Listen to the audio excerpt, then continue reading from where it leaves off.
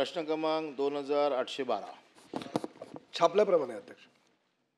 सभापती महोदय, मंत्र्यांनी जे उत्तर दिलंय त्याच्यात जे मी प्रश्न विचारले त्याच्यात 2, 3, 4, 5 सदर प्रकरणी अनियमितता झाल्याची बाब दिसून येते. माझा प्रश्न असा आहे की अनियमितता हा एक वेगळा विषय आहे आणि भ्रष्टाचार हा वेगळा विषय आहे. या ज्या तक्रारी ज्या झालेल्या आहेत ह्या अनियमिततेबाबतीत झालेल्या नाही आहेत. ह्या सगळ्या ज्या तक्रारी आपल्याकडे प्राप्त झाल्या आहेत ह्या भ्रष्टाचाराच्या संदर्भातल्या आहेत आणि भ्रष्टाचाराची चौकशी, त्या भ्रष्टाचाराच्या प्रकरणाची चौकशी आपण उत्तरात काय म्हटलंय की अनियमितता झाली आहे त्याच्या संदर्भातली चौकशी प्रस्तावित आहे.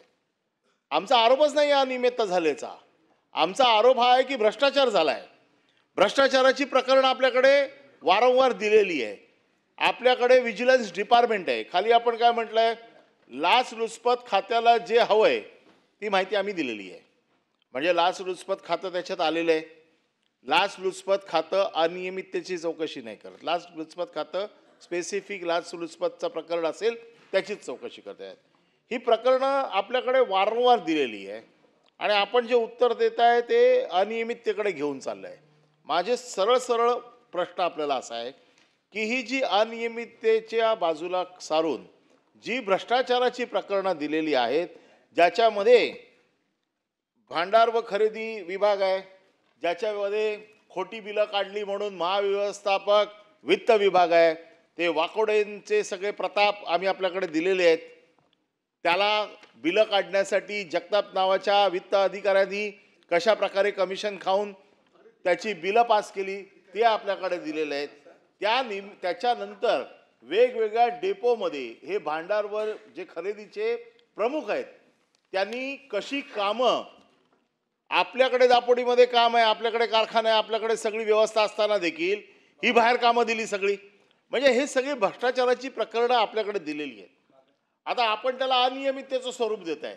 माझा स्पेसिफिक प्रश्न असा आहे की आम्ही आपल्याकडे जी प्रकरणं दिलेली आहेत किंवा आपल्या विभागात जी भ्रष्टाचाराच्या आरोपाचे खाली आलेली प्रकरणं आहेत यांची चौकशी करून, कारण आपण याच्यामध्ये काय सांगते की चौकशी प्रस्तावित आहे, ती किती दिवस राहणार आहे मला माहीत नाही, पण ही अनियमितता नाही. भ्रष्टाचाराच्या प्रकरणाची जी काय प्रकरणं आपल्याकडे दिली आहेत त्याची चौकशी करून आपण त्याच्यावरती कारवाई काय करणार आणि किती दिवसात करणार. माननीय मंत्री महोदय.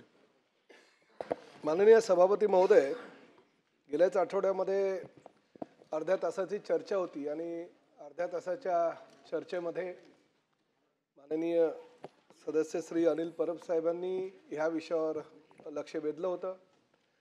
माननीय मुख्यमंत्र्यांना त्यांनी जे पत्र दिलं त्या पत्राची कॉपीसुद्धा त्यांनी माझ्याकडे दिली होती आणि त्या पत्रामध्ये जे त्यांनी आता ह्या सभागृहामध्ये निवेदन दिलं त्या निवेदनाच्या माध्यमातून अनेक प्रकरणं त्यांनी सांगितली होती. सभापती महोदय, अनिल परब साहेब यांनी जी सभागृहामध्ये माहिती दिलेली आहे त्या माहितीमध्ये 100% तथ्य आहे. याचं कारण असं आहे की गेल्या अनेक वर्षापासून ह्या एस.टी. महामंडळामध्ये काय चालू आहे हे मलाही कळलं नाही, कारण ते सुद्धा त्यावेळेस 2.5 वर्ष हे ह्या खात्याचे मंत्री होते, अध्यक्ष होते एस.टी. महामंडळाचे. प्रत्येक ठिकाणी ह्या गोष्टी चालू आहे. म्हणजे तुम्हाला मी एक उदाहरण देतो, वाचून सांगतो.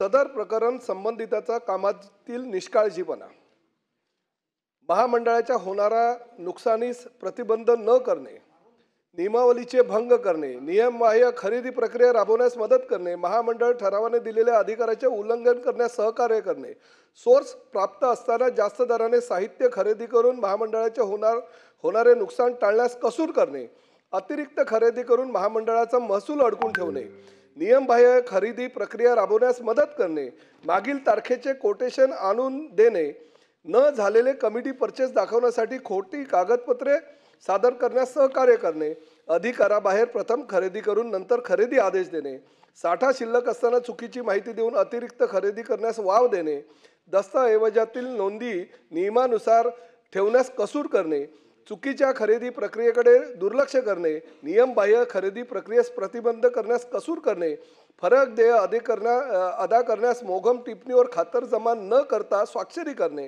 हाताखालील कर्मचाऱ्यांवर नियंत्रण ठेवण्यास कसूर करणे, अधिकाराचा गैरवापर करणे, न केलेल्या कमिटी पर्चेसाठी खोटी टिप्पणीवर कागदपत्र तयार करून नियमाधीन खरेदी झाल्याचे दर्शवणे, पुरेशी खातरजमा न करता चुकीची रक्कम अदा करून महामंडळाचे नुकसान करणे, महामंडळ ठरावाने प्राप्त नसलेल्या वरिष्ठ कार्यालयाच्या अधिकाऱ्याचा नियमबाह्य वापर करणे, वरिष्ठ लेखा अधिकारी यांच्याकडले दुर्लक्ष करून नियमबाह्य खरेदीस मंजुरी करणे. म्हणजे मला असं वाटतं हे सगळे प्रकरण झाल्यानंतर आमच्या अधिकाऱ्यांनी आतापर्यंत चौकशा केल्या आणि चौकशा केल्यानंतर सुद्धा हे अधिकारी मात्र ज्या ठिकाणी हे नियमबाह्य खरेदीने व्यवहार झाले त्याच ठिकाणी बसले. आणि चुकी एकदा होऊ शकते सभापती महोदय, चुकी दुसऱ्यांदा होऊ शकते. ऐका ना पुढचं जरा, मी त्या खात्याचा मंत्री म्हणून तुम्हाला ही सभागृहामध्ये वस्तुस्थिती सांगतोय. याचं कारण असं आहे की त्या खात्याचे आपणही मंत्री होतात, अध्यक्ष महोदय, सभापती महोदय. अशा ह्या सगळ्या गोष्टी असताना उरलंच काय? अँटी करप्शनकडे जी चौकशी चालू होती वेगळी, ह्या आपल्या खात्याअंतर्गत चौकशीमध्ये एवढे निकष एखाद्या अधिकाऱ्याबद्दल प्राप्त झाले आणि तो अधिकारी त्याच खात्यामध्ये त्याच डिपार्टमेंटमध्ये अजूनही बसलेला आहे. म्हणून माझं असं म्हणणं होतं की चुकी एकदा होते, दोनदा होते, तिसऱ्यांदा होते, चौथ्यांदा होते. अध्यक्ष महोदय, 4 गुन्हे दाखल झाल्यानंतर तो अधिकारी त्या ठिकाणी बसलाय. सभापती महोदय, माननीय मुख्यमंत्री या सभागृहामध्ये उपस्थित आहेत. मी तर खरं विचारलं, निलंबित करून चालणार नाही, अशा अधिकाऱ्यांना बडतर्फ करायला सभापती महोदय. प्रताप सरनाईकांच्या कार्यकाळामध्ये आणि प्रामुख्याने महायुती सरकारमध्ये जर असे एसटी महामंडळाचे जी लालपरी आपली रक्तवाहिनी आहे, त्या रक्तवाहिनी असलेल्या एसटी महामंडळामध्ये अशा प्रकारचे जर काम कोणी करत असेल अधिकारी, तर त्याला प्रताप सरनाईक आमचं सरकार सुद्धा अभय देणार नाही. ताबडतोब आपण ज्या वाघ नावाच्या अधिकाऱ्याबद्दल आता सांगितलं त्याला आजपासून ताबडतोब बडतर्फ करण्यात येईल. प्रश्न क्रमांक 5, माननीय मुख्यमंत्री महोदय काय बोलतो? मंत्री महोदयांना विनंती आहे की अशा प्रकारचा बडतर्फीचा आदेश जर आपण काढणार असाल, चांगलंच आहे, अशा अधिकाऱ्यांना ठेवलंच नाही पाहिजे, पण अतिशय चांगली स्पीकिंग ऑर्डर त्याच्यावर लिहिली पाहिजे. कारण आपण त्या ठिकाणी जर योग्य पूर्ण म्हणजे त्यांना एक नोटीस देणे, नोटीस देऊन त्यांचं म्हणणं ऐकून घेणे आणि मग स्पीकिंग ऑर्डर करणे, हे जर आपण केलं तरच हे टिकेल. नाहीतर एवढे सगळे करून टेक्निकल ग्राउंडवर हे लोक परत येतात. माननीय मुख्यमंत्र्यांनी सुचवल्यानुसार आदेश काढण्यात येईल. परिवहन मंत्र्यांनी आमचा त्यांच्यावरती कधीच, आम्ही पहिल्या दिवसापासून सांगतोय की मंत्री म्हणून आपल्यावरती बिलकुल आक्षेप नाही, परंतु जे खात्यामध्ये चाललंय गेलं वारंवार आम्ही आपल्याला सांगतोय. त्यांनी बरोबर आज निर्णय जो घेतलेला आहे, आमचं तेच म्हणणं आहे, पूर्ण due process of law follow करून, म्हणजे बडतर्फ जरी केलं तरी तो अधिकारी परत येणार नाही याची काळजी घेऊन आपण त्याच्यावरती कारवाई करावी आणि ती कराल अशी अपेक्षा आहे. ठीक आहे.